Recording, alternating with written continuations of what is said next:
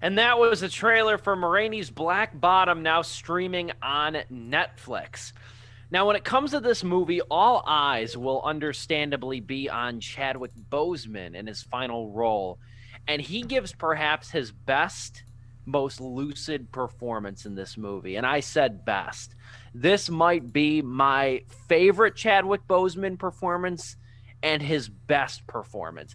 Normally, Boseman is pretty stoic in his presentation, from Black Panther, 21 Bridges, and a multitude of other movies. He's generally the stoic, even keel presence. Here, he lets two sides of him show. He lets this loose, freewheeling, kind of jiving performance, but he also has a dark angle to his character of Levy Green in this movie. But he's also feels like he's freewheeling. It almost feels like, in some ways, improv, the way that he kind of goes off and does his own thing. And keep in mind, this was his last film performance, and you couldn't tell he was sick at all. And this is a performance that requires a lot of movement, a lot of energy, a lot of physicality in some respects. And he absolutely nails it. This watching this movie only made me miss him more, because he's such a special character actor. And the other thing, and I don't want to make it entirely about Chadwick Boseman, but it's kind of hard to divorce the two. His comic timing here, I think many of us didn't know he really had, because he hadn't shown it. He has far less film roles than you think he does, if you look at his complete and total encompassing filmography. But he helps anchor one of the most entertaining movies of the year, and one of the best movies of the year. I am a big fan. I'm just going to throw this out there. I'm a big fan of August Wilson and his plays. And I've committed myself, actually, I'm about halfway done with Joe Turner's Come and Gone. I am committed to reading this year all 10 of his plays, August Wilson's plays that encompass the Pittsburgh cycle, which Rainey's Black Bottom is a part of, despite being set in Chicago. And I've read Fences, which was adapted by Denzel Washington into the movie a few years ago, also starring Viola Davis. And I'm committed this year to reading all of them, because August Wilson is such a brilliant writer, could write characters through dialogue better than anybody I know. And I'm not only happy that his work is finally getting not only recognition and, adapted into movies, but also accessibility on Netflix as well. There's so much to love about this movie, in my opinion. I don't want to speak for you guys collectively. I'm just going to say I thoroughly enjoyed Rainey's Black Bottom. It is absolutely one of my favorite films of the year. And I'll throw it over to Joe to start. Yeah, I'm just gonna piggyback off the whole Chadwick Boseman thing because yeah, I also agree. I think this is his best performance by far. It sucks that this is the last like live action film we'll see him in, or just film in general, because I think the next one is for one of the Disney Plus shows where he voices T'Challa for an upcoming Marvel show. But like in terms of just performances overall, this is one hell of a performance to just be left with in terms of like memories of Chadwick Boseman, like a year or two, I would say, because you have also Defy Bloods, which I found him amazing in that, and I went into this going, okay, well, like how's he gonna top that performance? Because like as we talk about in that film, and the film even says it itself, he finds a way to balance like Malcolm X and Martin Luther King into one human being in that film. But in this, he got to just show his range big time, his comedic timing, his emotional side, and him being just intimidating too. I mean, there are just moments in this film. And I gotta mention this too. This is a film based, as Steve was saying, this is based on a play and everything. You can see the plays and whatnot on stage and everything. They still go on today. So there is like a lot of moments, like typical like playwright movies that get adapted. You have like that scene where it's like this is for the actor to really just soak up the stage and really pull the audience in. Chadwick Boseman has two of those scenes, and both of them are just exceptionally done. Viola Davis, I don't want to take away anything from her. She's very good too. And people kept saying like, "Oh, this is her movie." I gotta disagree. I think it's Chadwick's movie, cause like he was just pulling me in way more. Not that Viola Davis, who plays Ma in the film, the lead singer of the band. Not that she was bad. Not that she didn't have commanding presence. She has that. Viola Davis is known for that. But there was just something to Chadwick Boseman. I think it's his energy. I think it's the fact like how he bounces off of the band Cutler, Toledo, and Slow Drag, played by one of my other favorite actors, Glenn Turman. He plays Toledo. They bounce off each other so perfectly that like just being in a conversation with them, being in that room, listening to them talk smack about one another is so much fun. Compared to Ma, who like I'm not trying to say is a very cliche character, but is a typical character we see. Where, like she is the hard, tough musician that like knows that it's gonna sound weird coming out of my mouth. The white man is trying to steal her music, so she's just gonna like be a tough time on them and everything. Yeah, I've seen that done before and everything, but like there was just something about the energy that Chadwick had along with the band, and especially the scenes he actually has with Viola Davis where they're clashing with one another. The very few scenes that there are, he just owns this movie, man. This is by far, I think, my favorite performance of the year. I thought the Oscar was gonna go to what's his name from Defy Bloods, Delroy Lindo. Yes. Delroy Lindo. I was like, oh, he's for sure my best actor pick by far.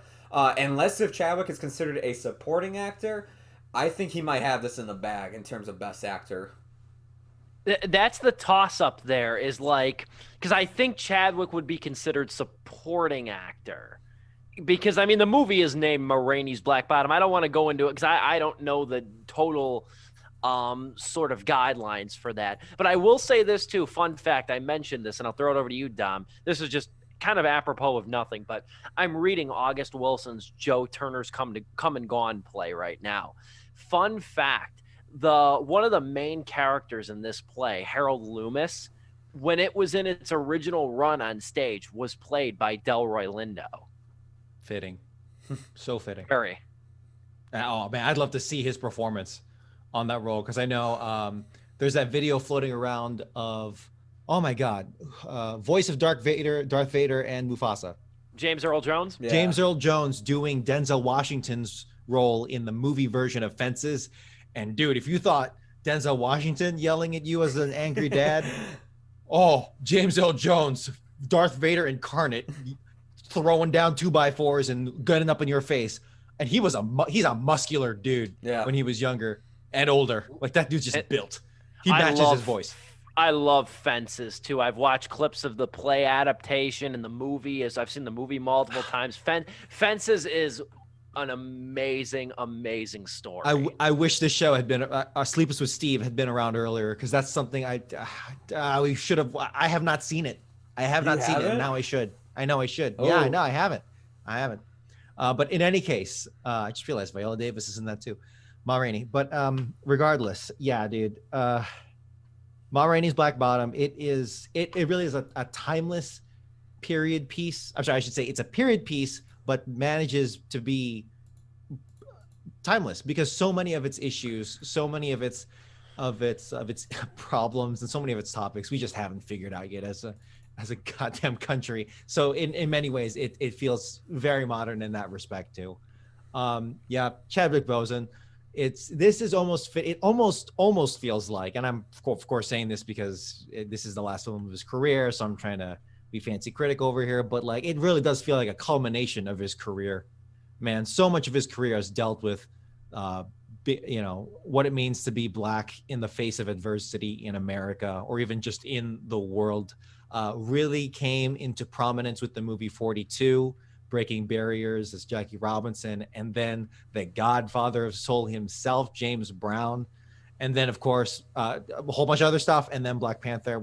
I don't even need to say anything past that. But even though Levy, who Chadwick Boseman plays, is I believe a fictional character, I believe yes, Ma Rainey is. I think Ma Rainey is the only true, or at least named true to life character. I probably should have mentioned this at the start of the movie.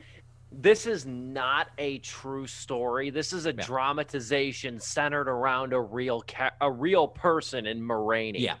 This is not there's been a lot of confusion in that. It's a dramatized story. Ma Rainey was actually a very popular, successful blues singer, yes. Mm-hmm. Let me mention before anything else, if you watch this on Netflix, I believe right after the credits begin to roll, Netflix will take you to the. Did you guys watch the half hour, not documentary, the behind the scenes of like kind of like them talking you through the themes of the cast and crew I of Ma saw Rainey it. talking you through? I didn't get a It chance. auto-played for me, so I watched it and it was pretty damn good. But yeah, it touches on so many of those themes. Yeah, even though Levy is a fictional character, goddamn, Chadwick Boseman, it's like it was destined to be his last role, you know, in some depressing way. But and he's acting the hell out of it, man. He went out swinging like Jackie Robinson, you know. It's beautiful to see. Just a man of incredible talent, taken far too soon, but hell, if he'll give you one last tearjerker, one last rage against the dying light before he leaves this world, which was none too good for him. But yeah, man. And you know what? Talking about the kind of debate there between, you know, is he supporting actor, is he actor? You know, I don't know either. I mean, I think if you like were to clock it, I think Levy actually has more screen time than Ma herself, because Ma takes a while to get into the story proper. She makes an appearance in the beginning, but then she takes a bit, which I do like that approach, because it's like, you know, it builds her up. Everyone's talking about her, and then finally she shows up and she's a freaking badass. Yes. But I think Levy actually does have more screen time, and this might be like a Godfather situation where Michael Corleone in the first movie was considered a supporting actor, I believe. Or was that the second one? Either way, it's just like, oh, really? He was a supporting actor? I thought he was the main character, but he pretty much is. So that's all Oscar stuff. We don't need to get into that. But dude, that's splitting hairs at the end of the day. I don't know how they do that, and I don't really much care. Whatever it is, he's a contender for either category, hands down, easy. If not, you know, a winner. But dude, this movie, the thing that if I had to choose a word to describe this movie, it's intimate, or possibly just goddamn sweaty. Sweaty as hell, dude. Sweat on every single one of these characters. This was giving me the Spike Lee movie. Yes, Do the right yes. thing. I thought do the right thing. I thought the exact same thing while watching. That had to be intentional. There's no way director George C. Wolfe did not think about that while making this film adaptation. I was ready for the scene when Ma needed a Coke. When Ma was demanding a Coke, I was so ready for Samuel L. Jackson to go, time out, you ought to take a chill. You need to cool that shit down. Like, I was so ready for that. This movie has a lot of visual similarities to Spike Lee's Do the Right Thing. When Levy's shoes got stepped on, I expected that one dude to come up and be like, yo, man, your shoes got effed on. I was just waiting for him to pop up, too. I was like, man, there are so many similarities to, like, just the raging heat and just tension between everybody is the same exact, like, tension that you see in Do the Right Thing. If it wasn't a dramatic moment, the part of the movie where the shoes got stepped on, I was like, maybe they should have put in an Easter egg. Nah, this is too dramatic. But regardless, but dude, yeah, the color. So an overwhelming majority of the movie takes place either in the cellar or in the recording studio. Everything else is like seconds, maybe a minute. Including those exterior shots, which they totally put filters on to look like Mexico. You know how like every TV show puts a filter over scenes in Mexico where everything is orange or like green or whatever, or like gold, something like that, like a dirtiness to it, It's like everywhere is Juarez. You know, everything in Mexico is Juarez. You know, but it had that feel to it, and I just want to mention that because that accentuation plays so well into these characters, and man. I actually did not know. I didn't know much about this movie going in, as I do most of my films, most of the films we talk about here. I didn't know it was August Wilson of Fences. I didn't know that this was a play even. So when it started getting into the dialogue, I was like, "Motherfucker, did Aaron Sorkin write this or something?" Oh no, this is a play. Okay, got it. And you definitely get those vibes of it being a play when everyone's talking over each other to a good degree. And just how intimate it is, where it's like, yeah, that makes sense. This is like a two-setting play, pretty much. It might as well be. And I'll chime in and say that like I've read a lot about this movie since I watched it, and some have griped about it being too stagey, and I can see it. Yeah, and the thing is, and this is where I push back, and I know that I'm built different in some ways, but You are. like fences, they had the same criticism loaned to Fences, and I'm just gonna say this: it shouldn't matter. It shouldn't matter. This is not a theatrical. I mean, like a theatrical production in the conventional sense of movie making. This is the unglamorous side of show business. This is recording a song on a sweltering, humid ass day in Chicago. It doesn't need to be this grandiose, big picture movie.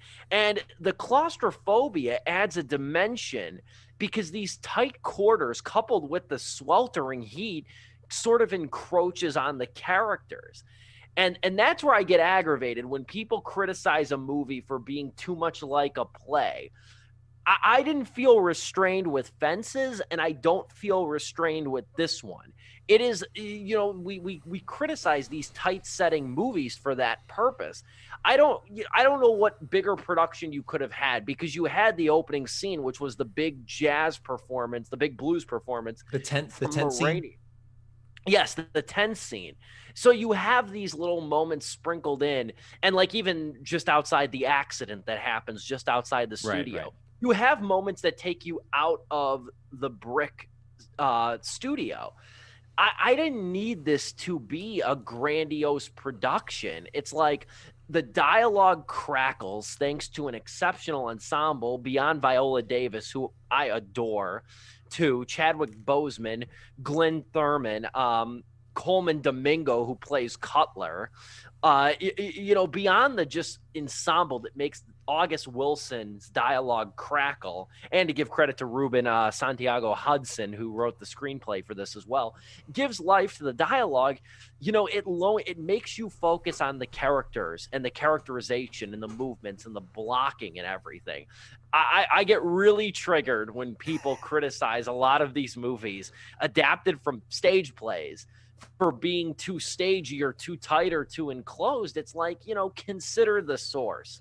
As my grandmother loves to say, consider the damn source. I want to add on to that, because there have been so many times I've seen movies get adapted from a musical or a stage play, and they add so much more to the movie that was never in those plays or musicals. And the stuff they add in, one, is weaker, or two, is just like, it's bad. It's like, there could be times it's like, it's good, but like there was no point to this subplot that they added in. Like, it's just like, I feel like, look, man, if it feels too stagey, that's fine. I'd rather take that, because I like when stuff is like, they pull back on it, they keep it small, and as Dom said, they keep it intimate.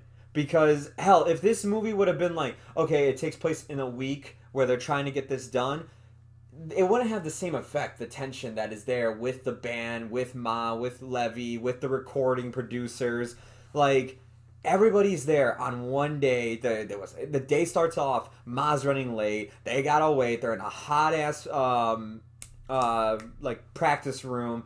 Then Ma gets into a car accident. There's tension between her and the police and the recording producer. They go inside. I mean, like, it just keeps escalating up and up. She doesn't have her Coca-Cola. It keeps going up and up. It's just like, that wouldn't work if it was like we threw like 20 different subplots in as well, or we made this like take over the span of a week, so that way we could show other locations of 1920s Chicago, 1930s Chicago, so we could really be... No. It works so much better because it's pulled back, it's intimate, it stays this small, because it packs a punch with every scene. And it makes it more interesting too, because to see these characters develop dimensions over the course of that intimacy, of that claustrophobia, of that heat and everything, it really fleshes, it gives everyone time, more than enough time to shine. Or at least for the characters that we do want to see shine, which is Ma and Levy. Those are the two absolute biggest ones. And they absolutely, like Levy here, and this is played so well by Chadwick Boseman's, or accentuated by Chadwick Boseman's acting, is that, in some scenes you want to love him, you want to hug him, you want to tell him it's okay. Other signs it's like, you want to get away from him, you're scared of him, you're fearful of him, he's unpredictable. he runs the gambit, and you know he's a disaster in the making, or maybe he's someone that'll be all right in the end. You don't know. Unpredictability is really a strong facet of Levy in this, in the play, I'm assuming, and particularly in what I saw in the movie. Yeah, even though Ma is the namesake and certainly what everything is building to in this film, the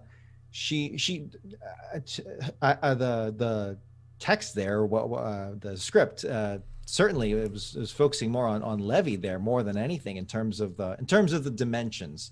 We do get to see some development with Ma in terms of her sexuality. Didn't see that coming, or in terms of her, in the face of the music, because even then, credit where credit is due. Yeah, once you see, like, she starts off unbearable, and she remains unbearable for a lot of it, but that unbearable aspect of her is given more than sufficient context. So much context when you consider the world she grew up in, the world she's living in, even in the North. Like, she's out of the South now, but it's like, damn, sometimes she wishes she'd go back on tour in the South, which is what she wants to get back to. That's how bad it can be sometimes in the North. You've got these white record producers who just want to milk her dry, right, for everything she's worth.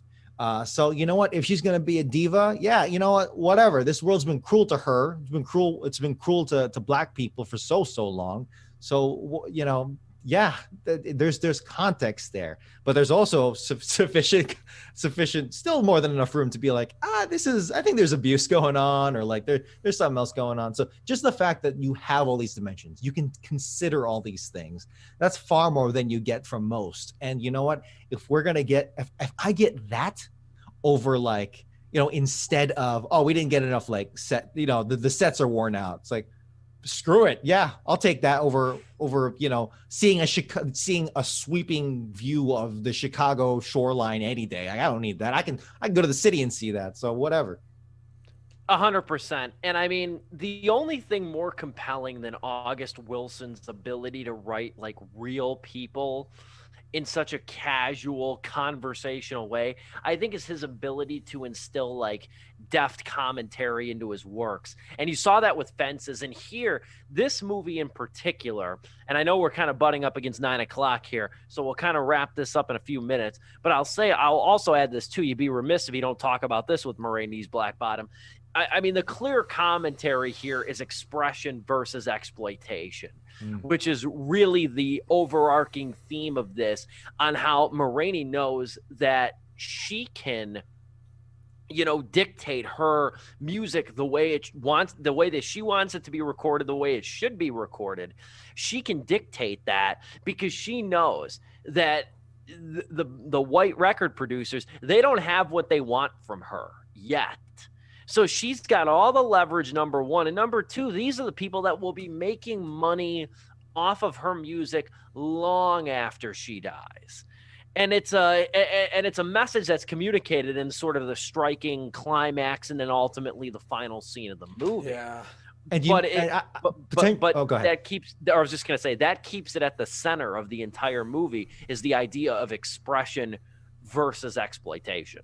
Yeah, and that theme is a tale as old as time. As long as there were artists and patrons and people making money off of those artists, that's a tale as old as time. But because this is America and because we have that history of race, it's especially so with the Black community. My God, if you want to talk about punching way above your weight class, giving the world so much culture despite all the things we did to them, friggin' the Black community, just left and right, every goddamn minute they're giving us something new and exciting to dance to or listen to, or with August Wilson giving us something to read and watch on stage, or what have you, up and down. And you know what, when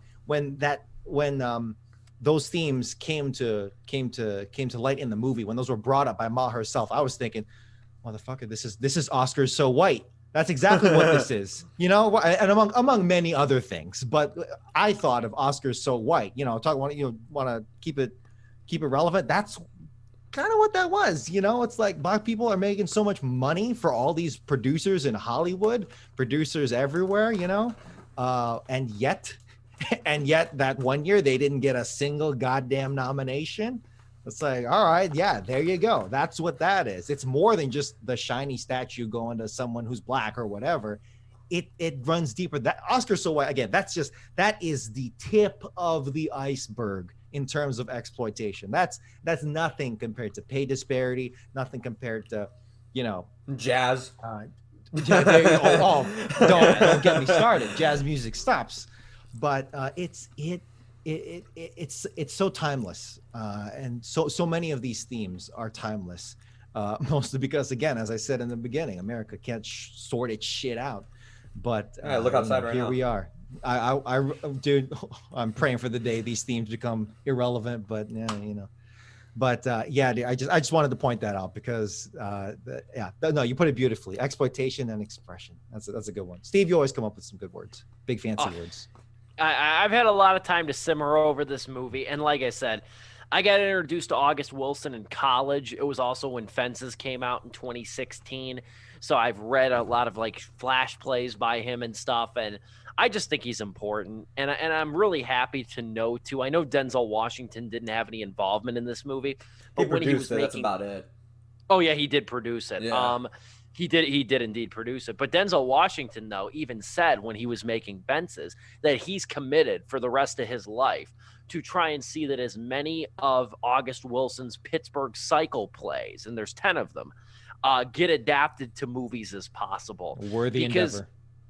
Because August Wilson, too, the fascinating thing about August Wilson was that he was like, he kind of had the same sort of idea behind plays as Roger Ebert did movies, in that films and plays are empathy windows. And that you see somebody else's life and perspective and hardships, it becomes harder to generalize them in such broad terms. And August Wilson was like, ultimately, he's like, I wanted to show the Black experience and also communicate too that, like, look, like, and again, he's writing, obviously, like all his Pittsburgh Cycle plays they each tackle a decade. There's 10 of them. So there's like the 1900s, the 1910s, the 1920s, when the wounds of slavery are still raw. And then it moves into like the Great Depression and the Civil Rights era up until the 90s and the 80s and stuff. But he even said too, he's like, I want to show people, like the typical play audience who comes out, like, look, like Black people have hopes and dreams too. We have a lot of the same things in common that we want to show. And that, the same human traits, like we're not very different once you spend a little time and look at what we want. Like, I know it sounds, radical. I just watched a movie that I even said too, I'm like, it's another one of these movies that like shows the astounding idea that minorities are capable of being decent human beings. Yeah. But at the same time, August Wilson did that so beautifully. He could infuse themes and characters so well, to the point where like you're learning and you're understanding, you're putting the sort of connective tissue together, but you don't even realize it, like while you're reading just about these characters and their lives. And I think Ma Rainey's Black Bottom is another example of that. I give this 4 out of 4 stars. I think this is an incredible movie in so many ways, and it's sad, but it's also rewarding to see one of Chadwick, if not Chadwick Boseman's best performance on display right here. And it just makes you realize too, you don't know what you have until it's gone. And I love this movie. We'll move into closing arguments, tackle our last topic. Joe, final thoughts on Ma Rainey's Black Bottom? I'm right there with you on everything but the rating. I don't know if it's a 4-star movie for me. I gotta go back and watch it again, because like honestly, it's like there's just something about it's like, is it 4 stars? Because Fences for me, Fences is an easy 4 stars for me. I love Fences. Wow. There was something about this movie. It's like I didn't get the same impact I did with Fences that I did with this question. movie. What was the dialogue as rapid fire to a degree as it was in this movie as opposed to Fences? It's a mix of both. There are scenes, especially with Denzel Washington and his son, it's rapid fire, but then there's scenes where it's like it slows down, you take time to breathe and everything. And maybe that's what it is. Into it. Maybe that's what it is. It's less crowded. It's less crowded of a story. It's more domestic. I mean, the main characters in Fences are the Troy, Denzel Washington's character, his wife, his son, and his brother. So like it's a lot smaller scale in some capacity. There's not even smaller. but like Joe even said though, like the scenes between Troy and his son in Fences are very quick. There's a couple scenes that stick out in my mind too, where it's back and forth, and it's arguments. But yeah, no, it's an amazing movie, and the fact that it's on Netflix, it's easy to watch. You can watch it anytime as long as you have that subscription. And it's an hour and 34 minutes. It's in and it's out, man. You want to talk about like perfect pacing? This movie's got it. Like, I mean, it does not waste time. And I loved every minute of it. Maybe like down the line I'll change my mind and it will be 4 stars. It's just when I walked out of Fences, I had that 4-star like in mind. With this, It was like 3.5 out of 4 stars for me. Amazing film, great final performance from Chadwick Boseman. Loved every minute of it. I can't wait to see 7 Guitars and Joe Turner's Come and Gone be adapted, because those are 2 playwrights by him that I read briefly through high school, and I love the stories in them. Yeah, Joe Turner's Come and Gone. Let me tell you, about halfway through it. It's good. It's very good. I did not know Denzel Washington committed the rest of his career to doing that with August Wilson's plays. Like, dude, I'm down. Yeah, I'm down for that. Hearing that got me really excited. I was like, oh my God, yes. The August Wilson cinematic universe. That sounds so lame and almost disrespectful. The last point I'll make about that, though, with Denzel is that, like, a buddy of mine brought this up to me when we were talking about, like, Denzel movies and stuff, just out of, totally random. He brought it up to me. He's like, I love Denzel. He's like, he doesn't do a ton of movies. He really doesn't when you look at him. And, like, he only does maybe about 1 or 2 movies a year, kind of. Yeah. Like, he picks and chooses his projects as an actor. And so that's why it's one of those things where it's like, if you see Denzel Washington in a movie, it's like, he's good. He doesn't probably going to kill you considering they're Equalizer movies, and that's about it. But like, he doesn't have many blemishes on his, and I haven't seen the Equalizer movies, but the Equalizer movies even did get pretty decent reviews. So he doesn't do a lot of like trash. He doesn't do movies. garbage. He doesn't, do whatever just for the sake of it. Yeah. For the paycheck. Which, for the record, if you do that as an actor, I don't hold it against you. It's whatever. That's the business. But yeah, I get what you mean. It's a beauty to behold. When you see an actor do that, and dude, so Ma Rainey's Black Bottom. This is an important movie for many reasons. I think if I was not 100% on board with Fences because it just looked, some of the things you were saying, Steve, it kind of was, I was like, that was me probably also when Fences came out. It's like, it looks too much like a play, probably Oscar bait. The actors are good, but whatever. Having now seen Ma Rainey, I was like, oh no, I'm going to go back and watch that because I was a little more drawn to the jazz aesthetic, to even just the fact that it's a period piece. I think that'll draw more people in because it's, for whatever reason, more accessible. And particularly with Chadwick Boseman being his last performance, I think that'll bring a lot of people to it. And like me, I hope it opens people up to August Wilson because, man, what I saw here was spectacular. This is a movie that will that'll stand the test of time, to pull out that cliche, just because its themes, as I keep harping on, are just never get old. It gets younger as it comes along. Because I was gonna give this movie 3.5 out of 4 stars, but then when that ending scene hit, the last 30 seconds, y'all know what I'm talking about. It's like that last was like, oh, this is a statement. This is a big middle finger, or rather showing the middle finger America gave to black people, and it still continues to give to black people. It's like, oh yeah, no, yeah, 4 out of 4 stars, man. This is incredible. Chadwick Boseman steals the show. Although it's like I was afraid. That's like, are they like shoving him in here because it's his last performance? Where they do that sometimes. I was like, oh no. He dominates the screen and screen time, possibly even more than Ma herself. And you know what? We haven't been giving Viola Davis a lot of her just due. I'm guilty of that. She absolutely kills it. Almost predictably so, as you think she would, to the proper weight given to someone with the historical significance, with the attitude, the raw mother of the blues, right? This isn't, she doesn't have to just channel the blues, Viola Davis. She has to be the mother of the blues. And that is some deep the OG of the OG shit right there. That like, oh my God, that tent scene. Again, the sweat on the people, particularly in that tent scene was gorgeous to behold. The aesthetic, the acting, the story, awesome. 4 out of 4 stars for me.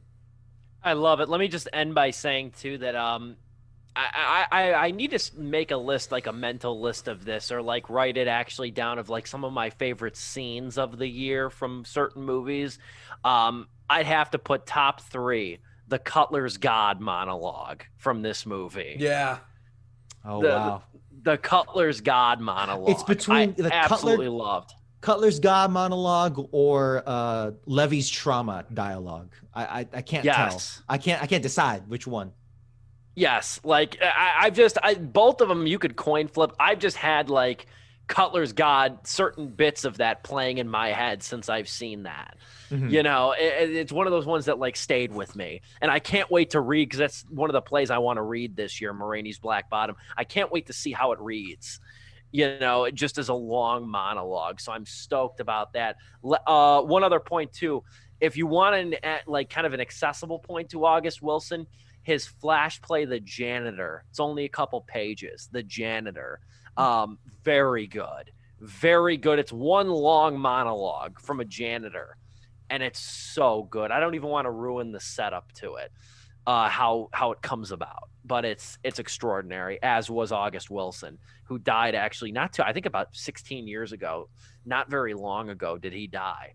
But excellent movie, Rainey's Black Bottom. Also an excellent review.